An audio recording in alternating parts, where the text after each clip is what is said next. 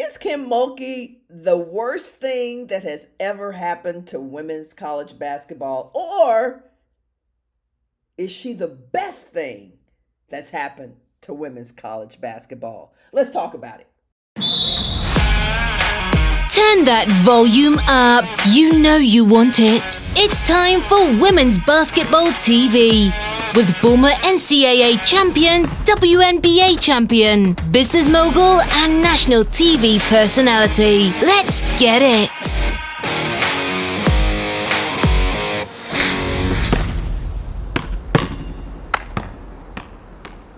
All right, y'all. So I decided to go on a little hunt today.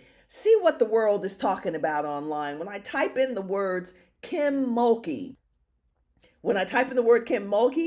this is what comes up.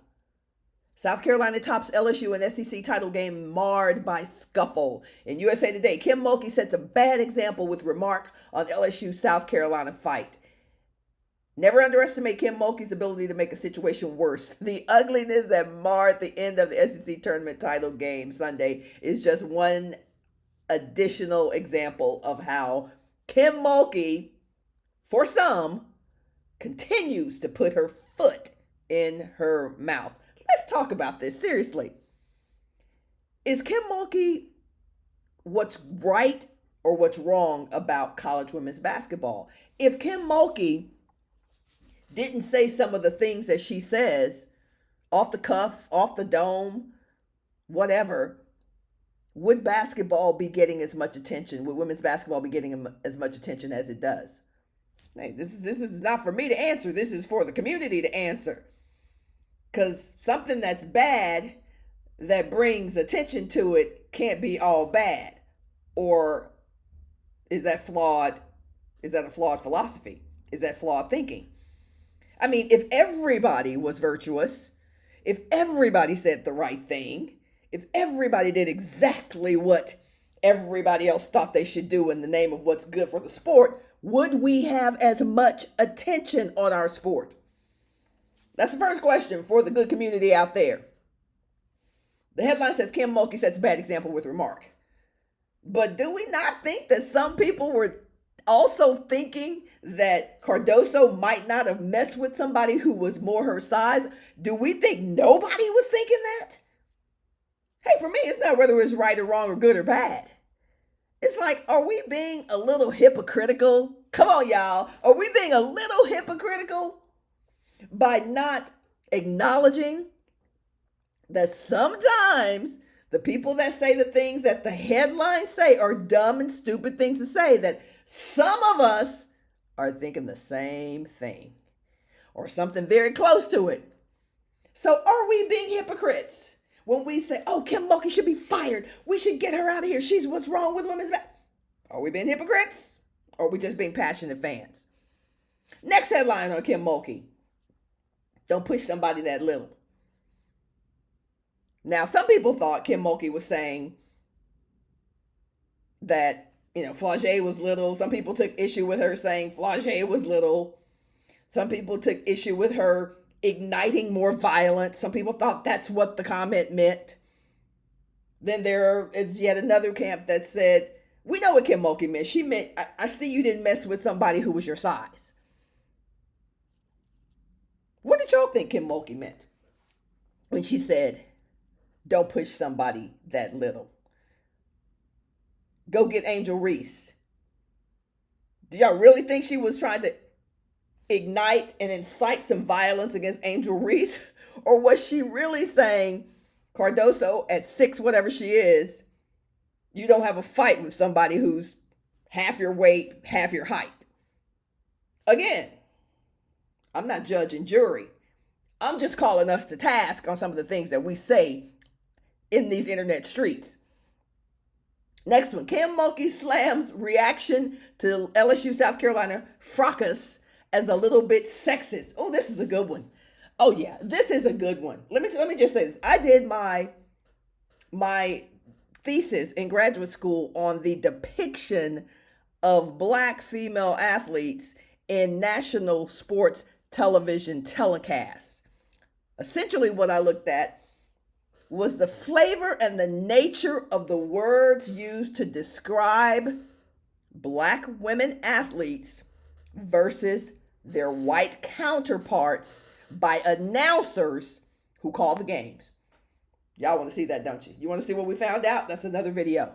I want to see what we found out after looking after hundreds of tapes, because that's what you had to look back in the 90s. You didn't have digital files. I was looking at tape after tape after tape, pretty much running down every single word every announcer made and said about the black athletes versus the white athletes. And ain't nobody gonna be surprised by what we found. But that's a whole different video. Let's get back to this sexist thing here that Kim Mulkey said. It's sexist that y'all are even talking about this. If these had been guys, we would have been, this is Kim Mulkey speaking, not me. Kim is saying if these had been guys, we would not have taken this tone. We would not have taken this to task. We would have said, pull them apart, or for that matter, let them fight. You think she's right about that? You think the way we have responded to the melee in the championship game for the SEC tournament, you think the way that when I say we, I mean the general republic, and not the republic, but the general public, and all the headlines. The fact that these were women. Oh, it's a black eye on our sport. Do you think there's something to that? Hey, it's Fran Harris, the author of Houston by Morning, the first novel set in the world of the WNBA. It's about an amazing WNBA rookie, her sometimes shady agent, her coach, and yes, the rising broadcaster who's covering the league. Pick it up right now on Amazon.com, whether you want the ebook, the paperback, the hardcover, or even Audible. Just pick it up right now, Houston by Morning, and let me know what you think about it. And now back to the show. Do you think it was sexist to make such a big deal about a shove to the floor, about a punch, about a busted lip? Was it sexist, or was it just us taking care of our sport? I mean, these are the things that we have to talk about.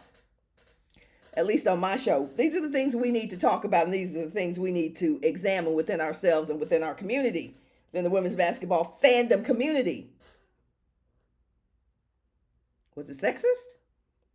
Is it sexist? Is the way we talk about what goes on in women's sports versus men's sports, is it seen through a sexist lens? Is it sexist that some people feel that women should wear makeup during games, lashes, extensions, hair extensions, that they should swish a little bit, they should swing their hips a little bit? Is it sexist? Oh, some of y'all don't want to go here. Some of y'all don't want to go here at all. Should women be required? And when I say required, I mean in the eye of public opinion, media eyes. Why are women put under such a microscope playing a sport? We don't tell guys what to do with their hair. We don't tell guys what to do with their teeth. We don't tell guys what to do with their shorts. We let guys do whatever they do. But we got all these rules and all these stipulations for what girls and women do when they participate in sports and when they behave a certain way in sports. I happen to dig what Angel Reese said about why is there a double standard? Why, when I'm passionate and when I talk trash, I'm thugging out, I'm ghetto? Why is that different? If a guy does exactly what Angel is saying she's doing, if a guy gets in another guy's face, it's a whole different story. And that's just the gender. We didn't even go to the ethnicities. We talked about that all last Final Four. Angel Reese's motion of "you can't see me" was received very differently than Caitlin Clark's expression of "you can't see me." Same expression. Let's hear it. What are your thoughts? Back to the original question. Is Kim Mulkey good or bad for women's sports? Some of y'all are calling for her head. Some of y'all are calling for her job. But I'm going to tell you, I don't want a sport. I don't want a sport where everybody acts the same. I don't want a sport where if you do this, you get to stay, you get to play. If you do this, you got to go home, you got to lose your job. I think we need to look at it all. Side with whoever you side with. There are some things that I prefer. And there are some things that, just because I don't prefer them in behaviors of coaches doesn't make those coaches wrong. Period. There are some coaches who don't like to shake hands in the line. In the high five line after the game. They don't like to do that. There are some coaches who love to talk to you in the high five, when they're crossing over the scores table. They want to talk to you. I personally, if I were a coach, don't talk to me. You just beat me. I don't want to talk to you. I will high five you. I will shake your hands. But some of coaches, after they beat people, want to hug and talk to the players and all this. No, don't talk to me. I don't want to talk to you. We got all kinds of motions and emotions that happen in our sport. And there can't just be one way that's okay. That's my final thought. I don't have to agree with everything Kim Mulkey does or Dawn Staley does or Gino Auriemma or hell, whoever. I don't agree with some of the things that all of them do. But I think there's room for all of them because I certainly don't want clones of every coach out there. I don't want coaches that are robots, and what makes this sport and what makes coaching young women and young men is that they get to be individuals. They get to be whoever they want to be. And yes, we're all subject to the rules and the guidelines and the ordinances of our sport. But when it comes to personality, do your thing, coaches. Do your thing, coaches. Do your thing, players. We'll see you in the next one. Thanks for tuning in to Women's Basketball TV with Fran Harris, the most provocative and entertaining women's basketball show on earth. Be sure to click that like, share and notification button so you don't miss a moment. We'll see you tomorrow.